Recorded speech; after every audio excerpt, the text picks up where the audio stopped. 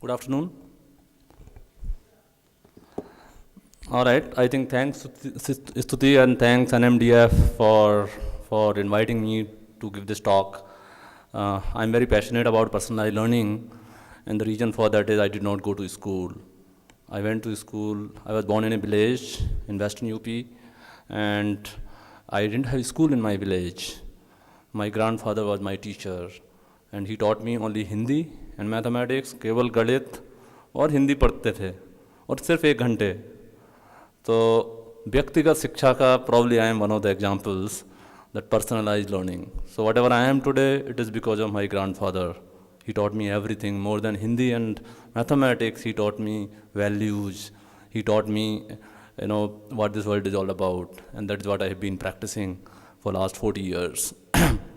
So in my talk today, I will be talking about how every child is unique, what present schooling system is and what are the fundamental issues in present education system, and why there is a need for personalized learning, why there is a need to fundamentally change our education system. And we will investigate and debate the role of schools, teachers, parents, and technology in providing personalized learning. So that's going to be what I will be talking about. So as Mr. Swami said, that our country is very young, right? And we need to create innovators, right? Innovators can be created by you, by all of us who are in education. And that is why by creating sort of risk-taking, independent thinkers in our country, right? And my personal belief is the personalized learning is one of the instruments to sort of create that innovative thinking in children, right? So before I go next, I think let's do an activity. Are we ready? Can you take out your notebooks from the folder and pen? All of you, please. Please take notebook out and pen, and when I say start, we will start, and when I say stop, we will stop, right? So let me take a stopwatch.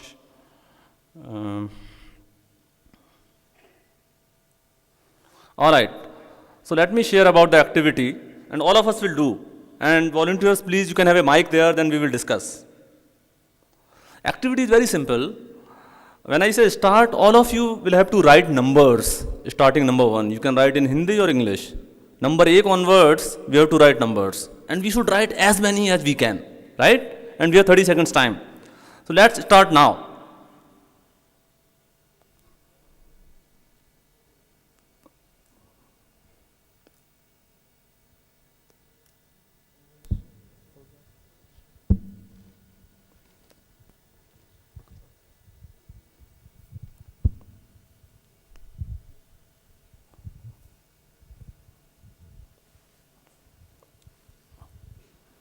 Five more seconds.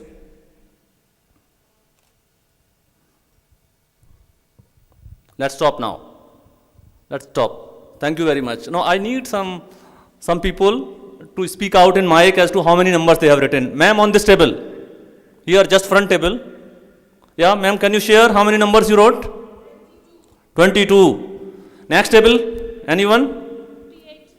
Pardon? 58. 58. Wow. Okay. I mean, let's go to next. 44. 40. Anybody from back? 50. 50. Somebody 70. Right. 30. Wow, Malhotra Sahab, 30.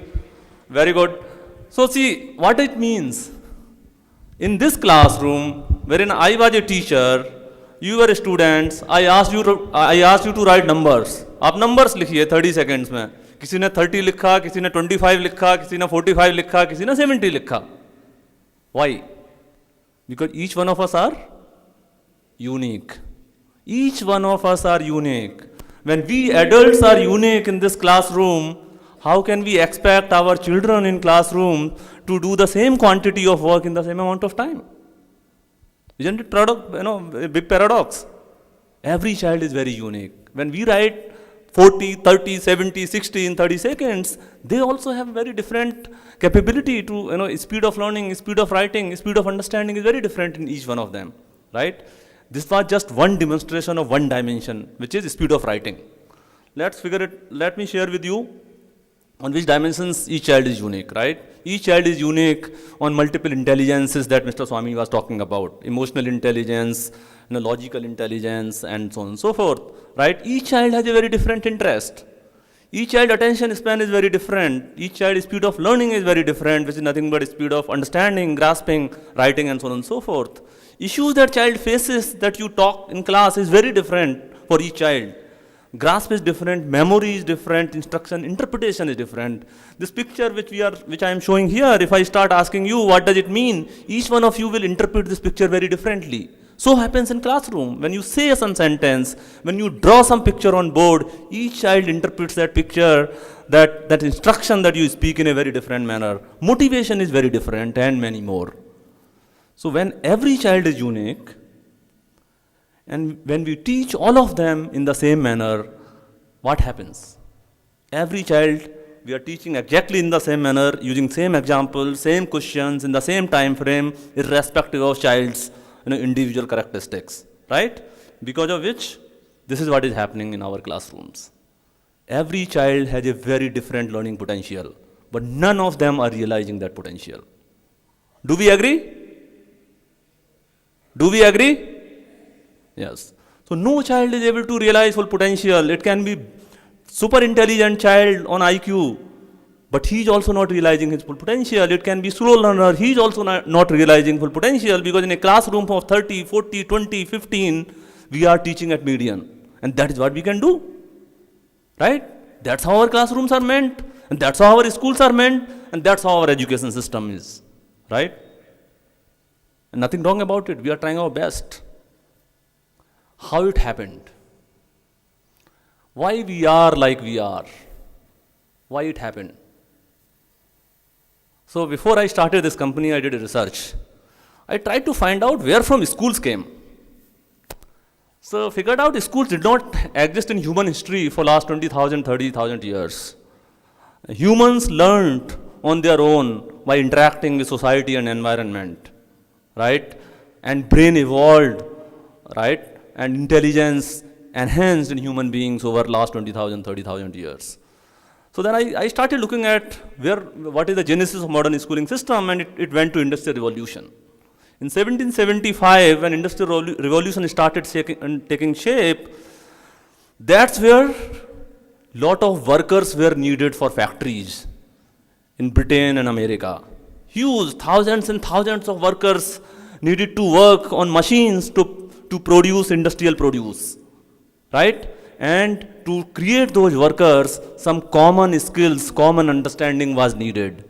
And therefore, there was need of common curriculum and common schools. And that is the genesis of modern schooling system. So the purpose of modern schooling system was to create homogeneous workers of identical skills in society. In 21st century, factories have become automated, but education system has continued to be the same. That's the irony we are living in.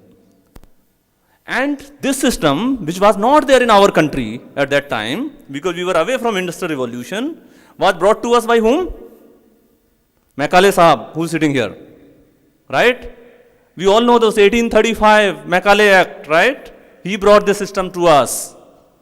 But we were like this. We were like this for centuries. We had Gurukul system, very personalized, right? A guru will be just handling few kids, and there will be great individual attention to each child. That's how we were as a country.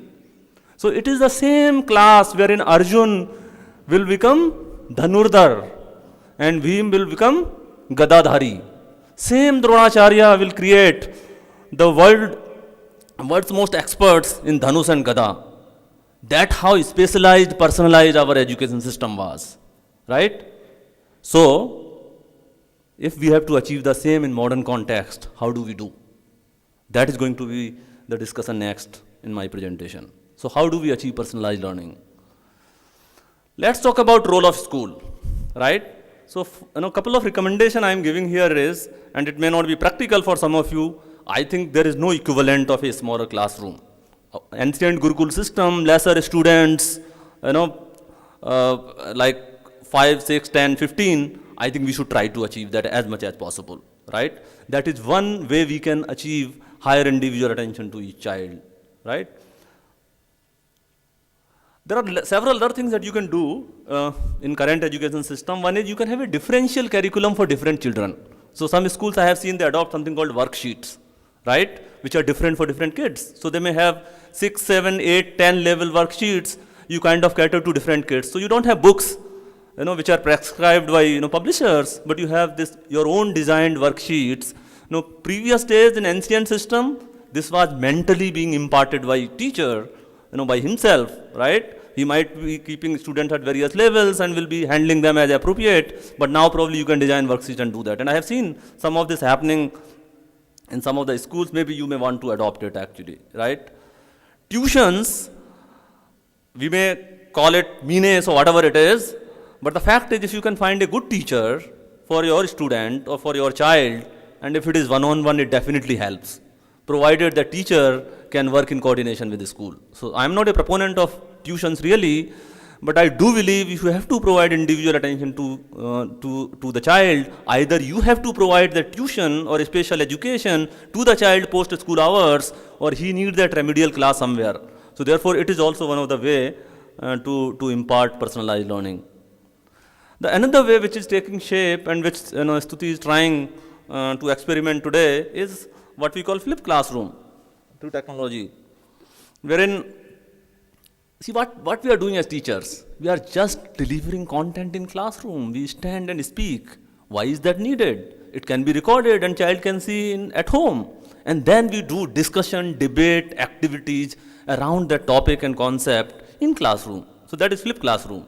And it actually, the institute that I went, IIM Bangalore, we always do this, right? No, most of the professors will not teach us anything. What they will do, they will say, boss, we have given you case study, you read the book, let us discuss the case studies, in school. And that happened, 15 years ago, right? So why is it we can't do in schools? I'm unable to understand why we teach concept of force in a classroom for class 7th, 8th or 9th graders. Let them read the book and let's discuss the force, let's discuss the example, let's do some activities in classroom, right? So flipped classroom is a possibility that we may try to use, and I have seen a lot of schools using. Teacher, I see role of teacher changing from content, deliverer to the following. Basically, he has to motivate, he has to facilitate the learning rather than he becoming the center of learning. He has to remediate the issues that child is facing. So if child is studying on his or her own at class, so what he can do is when the class happens, discuss the doubts, right? So most of the class goes into higher level thinking discussion, question discussions, activities, remediations, and so on and so forth. So he can take some children to a higher level of enrichment if that's what he's doing. He also should act as a collaborator among students or among students and society, right?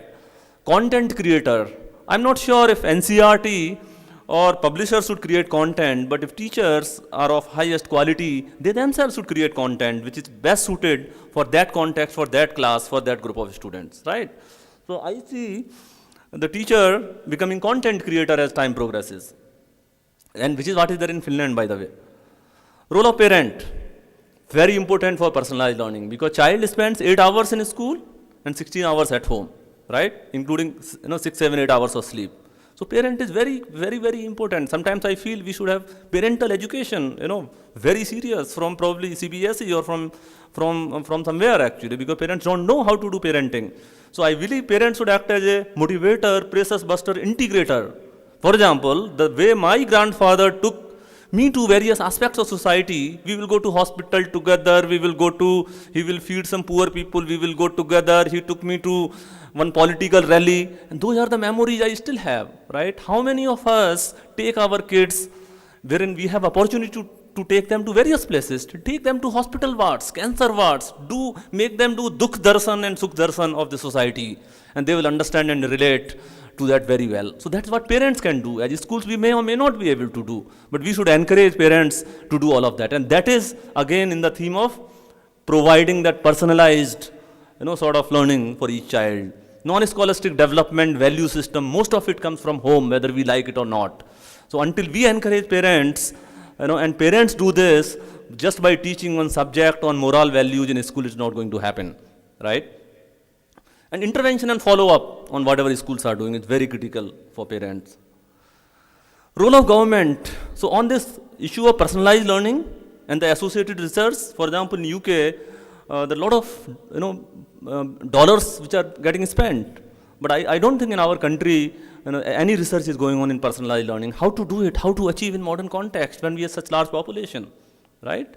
The other work that government can do is changing curriculum. Rather than it having a homogeneous curriculum, it can have differentiated curriculum for different types of learners. And that is the role of government and boards, right? Another view that came across through our research and through several interviews is that maybe this system of credit we can bring into schooling. What it means is, for example, a child is really very good in, let's say, chemistry. Let him earn the highest level of competency in chemistry in first 14 years of his life. But he is not so good in, let's say, mathematics. He just needs to have basic minimum competency in mathematics for that. So right now what is happening, and at differential amount of time. So by the 14 years of age, maybe you can have level 10 competency in chemistry, level 6 competency in physics, and level 8 competency in maths, and level 4 competency in social science. And some child could have social science capability of level 10 and so on and so forth, but other competency of level 4 and 3. But right now what we are expecting is every child to have exactly same competency, and they achieve that competency every year, right? Which is not, and when you go to higher education in management and so on and so forth, that's not how it is. So some of those concepts we can bring in schooling. Now that comes to role of technology, which is where my fundamental research is going on, right? How technology can be used for personalized learning, right? So this is through intelligent machines, right? What we talk about machines right now, we see computers, they are not intelligent. Computers will do what you ask them to do. Can computers think like us? Can computer react like the way human beings react? That is the area of research for us, right? Can computers talk to the child the way human can talk? Can computer react and act and help and motivate child the way human does? That's the area of research we are, and I will be sharing with you some research findings in this area. So one area of research for us is, so before that let's kind of come back to this basic learning teaching process which happens between a teacher and learner. So when a teacher and learner is sitting next to each other, what happens between two of them? So as a teacher, what do you do with the learner? You explain a concept, right? Then you see child's body language. You ask some question to the child. If child is not able to answer or he or she is struggling, then you help the child.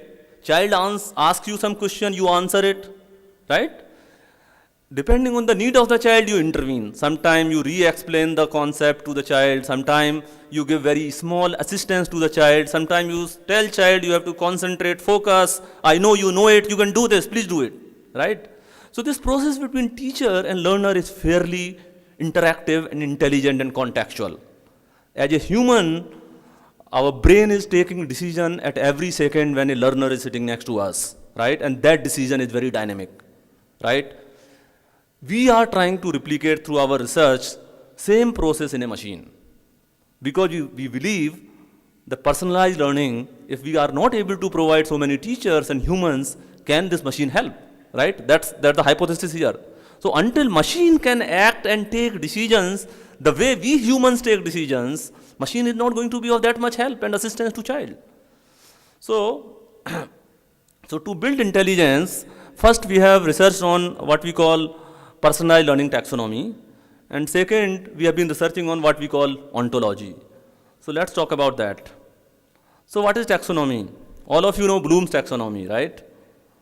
So this is the taxonomy for personalization. What we do is, and these researchers, what they are working on is they decompose a subject into concept, a concept into subconcept, a subconcept into sub-subconcept. So for example, in mathematics, triangles will be a concept, properties of triangles will be a subconcept, and congruency of triangle will be a sub-subconcept. Now why that decomposition? Because until you decompose the way knowledge is stored in brain in a very small unit, it can't be repurposed differently for different children, right? So therefore, it has to be decomposed as small as possible if you are building a expert system, right? So one research area is how to decompose this knowledge of any subject and how to arrange in a manner so that machine can use this knowledge and contextually give to the needy children, right? So this is taxonomy, which on the horizontal x-axis you see the cognitive skills, right? So cognitive skills are, the lowest level skill is that we are able to remember, or child is able to remember facts, right? Next level of skill is he is able to understand that sub concept. Next level of skill is he is able to apply it actually, right? Next level is ability to analyze, and highest level skill there is creativity or critical thinking in that sub concept. So critical thinking, ability to critically or create something new, right, in every sub concept is a fairly fundamental thing which we should try to achieve for our children.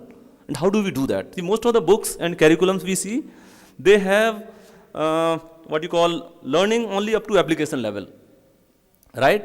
So our, this researcher's attempt is to continuously develop, learning, and which kind of leads to higher order thinking. So just to give you an example, what do you mean by understand level 2, right? And this is congruency example. How many of you are mathematics people here? Very nice. So congruency of triangle we all study in grade 9, right? And we teach children and say, boss, two triangles will be congruent if their sides are equal, and they will be congruent if their sides and enclosed angle is equal, and so on and so forth. So here the understanding, these researchers' hypothesis is, until child understands how two solid shapes are congruent, there is no point in talking about how 2D will be congruent, right? How triangles will be congruent. So let him first develop understanding how, for example, this mobile can be congruent with another mobile, right? Or how this building can be congruent with another building. So here is an example which talks about 3 pyramids, 2 being congruent, 3rd being not congruent, and what is the minimum criteria for these pyramids to be congruent or not being congruent, right? So if child can develop that understanding, then he will be able to appreciate the fact that 2 triangles can be congruent if their 3 sides are equal, right? So you develop learning units, and machine helps child learn this deeper understanding by having questions and learning units, at understanding level like this, right? Now let's see what will be the question at a create level. So if a child, you are taking him to creative thinking, or everybody, since morning I heard this twice, that innovation, if the creative thinking is in child, we will be able to create innovators. And that creative thinking doesn't come just like that. Every subject, topic, subtopic in class, when we are discussing, we have to develop creative aspects of that subconcept and concept in children. So this is an example on congruency. There is a question wherein a carpenter has been asked by house owner to make a window wherein there 3 triangles are congruent, and the 4th one on top is not congruent with those 3. So house owner comes back and tells this carpenter that, hey, I am not happy with you. ये नीचे वाले 3 एक जैसे हैं, ऊपर वाला is not similar to that. Make all 4 of them congruent. And you make in a manner that you should be able to do this in minimum amount of time with the least possible effort, because I have to pay you least. Now this really requires higher thinking. What should child do? Should he remove 3 sort of wooden pieces in middle? Should he totally dismantle this window and recreate new one? Should he sort of dismantle the base and try to do something? Or should he cut the top triangle and try to extend it? There are various possibilities that child has to think and apply the concept of congruency and then come up with the possible solution, right? So this is creativity. So as teachers, we can always develop creativity or ability to create something new in every small sub-concept in classroom, provided we research, we create examples, and we discuss that in classroom. And that's how innovators will get created. Yeah? So that is how you create this knowledge inside system. Then comes how you personalize it, right? So this is the this is the learning path for a child wherein he will be doing everything. So he will be doing remember level 1, 2, 3, 4, 5, then understand 1, 2, 3, 4, 5, then apply 1, 2, 3, 4, 5 and so on and so forth, because the child is struggling, right? And how will that happen? How machine will decide? Machine will decide because machine knows the child from past. Machine knows the history of the child for last 3 months, of last 1 month, of last 1 day, of last 1 hour. Machine knows the intelligence of the child because machine is working with the child every day. Machine knows the kind of issue child is facing in every question. Machine knows the kind of speed of learning that child has. And using those multi-dimensional sort of logic, machine is able to personalize the learning path for every child, right? This is the fastest learning path for a child, right? This is the smartest child. And child need not do everything. Why is it we expect the smartest child to spend and do everything? She should not, because he or she can do something else in the same time. This is more realistic path. So this is the personalization of learning. Every child is having a unique learning path within a sub-concept, right? Now the second dimension comes how we take child. When a child is sitting next to you and child is struggling, we as a biological entity can figure it out why that struggle is going on, and can really take child back to even class 1 if he is in class 9 and explain that and come back, right? If we have to replicate that in technology or in a machine, we have to have an ontology established as an expert system inside a machine.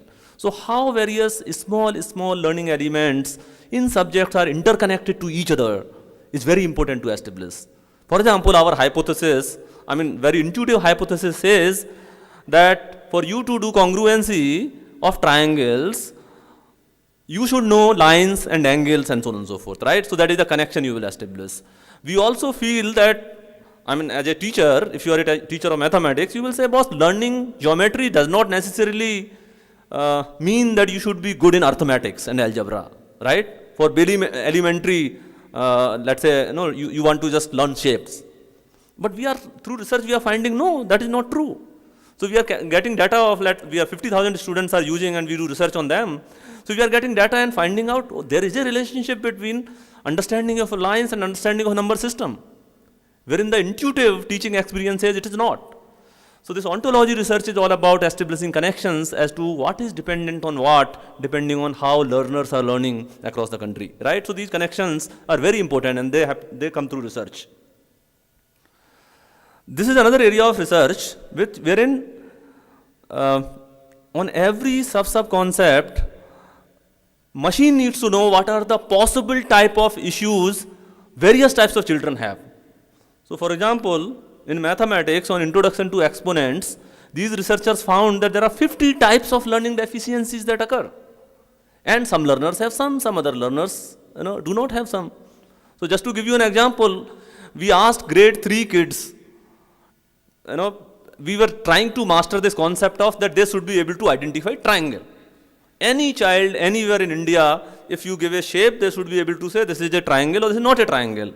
So we tried to find out what are the possible issues they face in understanding triangle, and we found 50 of them like this. For example, if you give a triangle which base very small and sides very huge, some kids say this is not a triangle, because at home as well as in classroom they have been taught triangle with reasonable base length. If you invert or tilt the triangle, then some children say, no, this is not a triangle. Some children, if you show the cone, they say, this is a triangle. So like that, there are 50, 60, 100 possible learning misconceptions that children have on every small sub-concept. So how to research on them, how to put them into machine, and how can machine work with the children to ensure that deficiency is getting discovered and remediated. So that is part of this research. Right, and I will not talk about this. This is basically how machine sort of intervenes, right, for various learners. So what is the technology behind all of this? So far I was talking about only pedagogy, right, and the research that is happening in pedagogy space for personalized learning. This is about the technology that is powering this pedagogy framework for personalized learning. And one of them is, developing those past learning curves that we talked about using artificial intelligence, right? So the way we learn from children and we become experienced, and we dynamically decide how child should be, sort of learning, machine can also decide, right? So using AI, this is the area of research. Another research is when a child sits next to us one-on-one, we instantly take decisions as to what he should do, what should I tell child, how should I answer to the child, how should I explain to the child. That happens because brain is taking instantaneous recommendations and decisions at every minute. And that area of research is happening as to how can machine do through recommendation engines, right? Predictive learning. If a child is with us and it is one-on-one, we can really predict what child will do next and how child is likely to do, right? Because the relationship between learner and teacher is very personalized. Can machine also predict how child is likely to do so that suitable actions can be taken? That's another area of research. The fourth area of research is natural language processing, right? When a child is sitting next to us, he can write anything on notebook, we can understand. He can speak anything, we can understand. The instructor can speak anything and write, the learner can understand. So can machine understand anything that child speaks and anything that child writes automatically? Very complex area for research. For us as a country, in fact, I would say, if we crack this is a global disruption and we are 50% there, right? Because every child learns differently, answers differently, asks different questions, speaks differently and things like that on the same thing, right? Experience building in a system I already talked about. As humans, we do not have content stored in our brain. It comes on the fly. Can machine create content on the fly, right? Like us, right? So that it can help us. So these are the areas of research, and I personally believe if as a nation we can continue to research